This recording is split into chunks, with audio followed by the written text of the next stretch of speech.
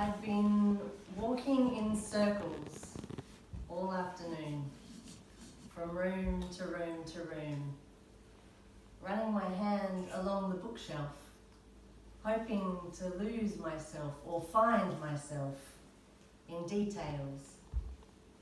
A lost soul, following word trails down rabbit holes.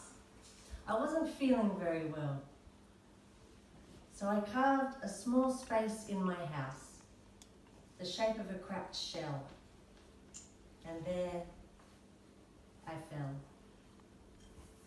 I'm not the only one that's been feeling ill. Some of us here are still refusing to toe the line. Did you know that behind every small act of disobedience is a gigantic force of will? Did you know that beneath every stone we upturn, we are shown the same thing? Written in soil on its underside, there is nowhere left to hide.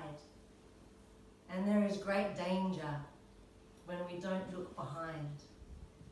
When our commitment to progress becomes religious, an entire species plugged in at the umbilicus. Animal brains chemically stained, fear seeping into our mainframes like ink. But hope is still there, I think. Even there, in my living room kneeling, still I choose feeling.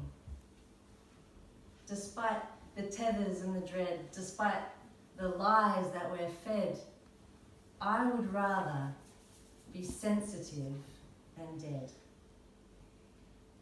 Hope doesn't even live in our heads, but between our palms pressed together, hope is held like this.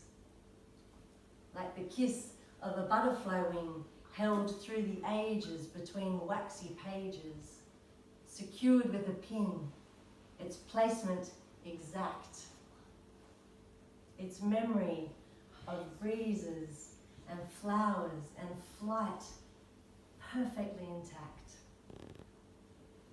When I was a kid, I wanted to live forever. Simple days and peaceful nights held me together like praying hands. I guess things were less complicated at that time. I guess I've become perforated down my midline.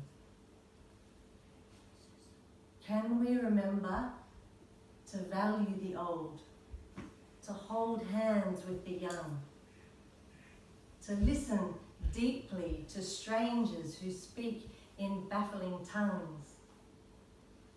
Can we remember when we grieve that the whispering in the trees is not empty, that air is not nothing?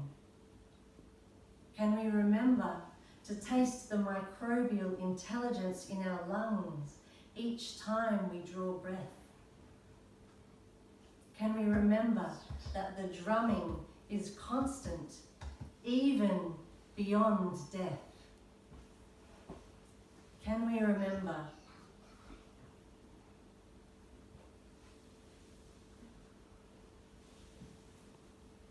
that the drumming is constant, even beyond death?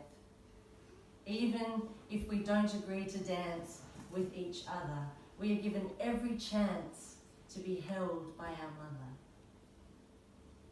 Oh, Mother, I am in awe of your generosity. The countless magic tricks you perform, even when there is no applause. Even when we turn landscape to ash on your forest floors. Even when we muddy your waters. I see you, Mother, and I remember that I too am the earth to my daughter. She feeds ravenously from all that I give. For my every loving act, she is supported to live.